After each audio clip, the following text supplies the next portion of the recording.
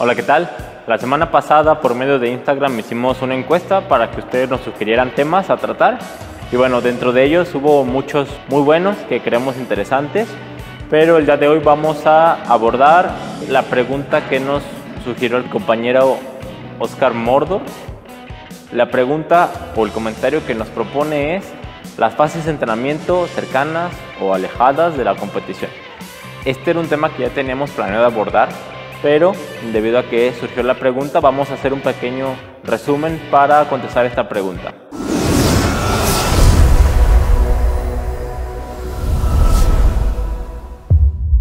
Primero que nada, tenemos que hacer la aclaración de que existen diferentes fases de entrenamiento, evidentemente, pero que depende mucho el nombre y el enfoque que se le dé de la metodología de periodización o programación que se esté utilizando.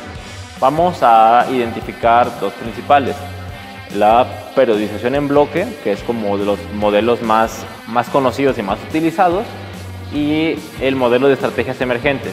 En ambos casos, como bien lo comenta el compañero, existe cierta diferenciación entre fases que están cercanas o alejadas de la competición. En el caso concreto de la metodología de periodización en bloque, los bloques conocidos o que se suelen emplear son la fase de hipertrofia, la fase de fuerza y el peak.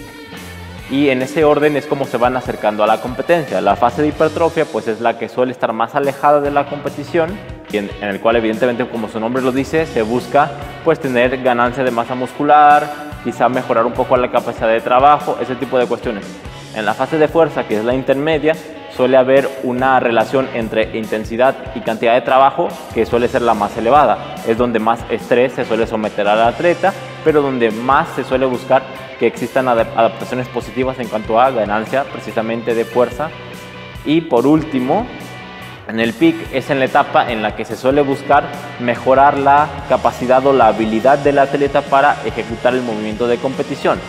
En este pues se suele hacer un trabajo muchísimo más específico, quizá algo más de trabajo en bajas repeticiones, con pesos un poco más altos, y ese es básicamente el resumen de la periodización en bloque tradicional, en el que con el paso de los mesociclos de los diferentes tipos, la intensidad va en aumento, el volumen va descendiendo, y a su vez evidentemente hay cierta diferenciación en cuanto a la selección de ejercicios, siendo alejado de la competición ejercicios menos específicos al movimiento de competición, y acercándonos se va tornando más hacia ese rubro de la especificidad. Pudiera ser durante la fase de hipertrofia, se suele emplear ejercicios como la high bar squat o front squat, y acercarnos a la competencia durante la fase de fuerza o durante el peak, pues prácticamente solo movimientos de competición, o sea, la squat de competición. Eso, como dijimos, es la forma más tradicional de concebir este tipo de metodología.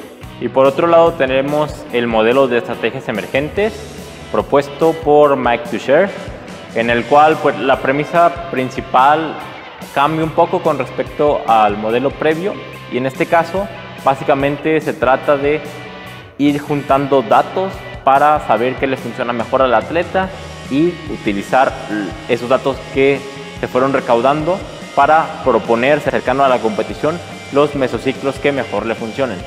Entonces, bajo esta idea es como se plantean cada uno de los mesociclos. Por eso existen muchos, o le podemos dar muchos nombres a los mesociclos, como pudiera ser mesociclos de exploración, que pues se dedica a probar cosas nuevas y ver qué tanto funcionan. Mesociclos de desarrollo, que suelen ser en los que ya sabemos que funcionan y se los proponemos para que el atleta evidentemente mejore su fuerza. Mesociclos de correcciones técnicas, en la que por si en algún momento creemos que el atleta se desvió en un suficiente grado de lo que sería su técnica ideal, pues básicamente para regresarlo al camino. O hasta pudiera ser un mesociclo enfocado únicamente en la ganancia de capacidad de trabajo, si creemos que es demasiado bajo en el caso concreto de algún atleta. La empleación de cada uno de ellos va a variar mucho dependiendo del atleta, ya que en este modelo se intenta considerar en un mayor grado el principio de individualización. Entonces, de esa forma es probable que se diferencie bastante la distribución de los mesociclos de un atleta al de otro, dependiendo pues precisamente de qué le funciona, de qué tantos datos tenga el entrenador. Así que, a diferencia del modelo de periodización en bloque que comentamos previamente, En este caso no vamos a ver quizá tendencias tan marcadas en cuanto a qué hacer con la intensidad ni tampoco qué hacer con el volumen de trabajo de cara a la competición. En este caso, previo a la competición, en vez de hacer un pick en el que la intensidad está lo más alto y el volumen o el estrés que se somete al atleta está lo más bajo, en cambio en este segundo modelo se va a buscar que previo a la competición se utilice el mesociclo de desarrollo que mejor funcionó durante la temporada en la que se recolectaron datos. En tema de selección de ejercicios e intensidades, igual hay bastante diferencia. En este segundo caso, la selección de ejercicios de un tipo de mesociclo a otro no suele variar tanto, ya que al final lo que se busca es recolectar datos y proponer la mejor solución para cada atleta. Entonces puede que en el mesociclo de desarrollo previo a la competición exista la posibilidad de emplear ejercicios que en la periodización en bloque no solían meterse en ese último pick debido a la falta de especificidad, pero en este caso sí tiene cabida. A su vez, muy alejados de la competición, en el caso de estrategias emergentes, tienen cabida, por ejemplo, levantamientos un poco más pesados y un poco más específicos de lo que se solería hacer en una etapa de hipertrofia, por ejemplo, de la periodización en bloques. Entonces, ambos son distintos, pero como resumen, habría que decir que los dos persiguen el mismo objetivo, que básicamente es lograr que el atleta llegue con su pico de rendimiento a un día concreto, y en ese día concreto a su vez se busca que la fatiga o la relación entre fitness y fatiga esté en el mejor punto posible. Esto, como escuchamos, lo consiguen de diferentes formas. No vamos a decir que uno es mejor que otro, cada quien decide cómo trabaja, pero sí es importante aclarar las diferencias que existen para que si se decide emplear uno u otro, se haga, digamos, el concepto completo, no solo una parte o alguna adaptación. Así que bueno, con esto cerramos el video del día de hoy, respondiendo a la pregunta de nuestro compañero.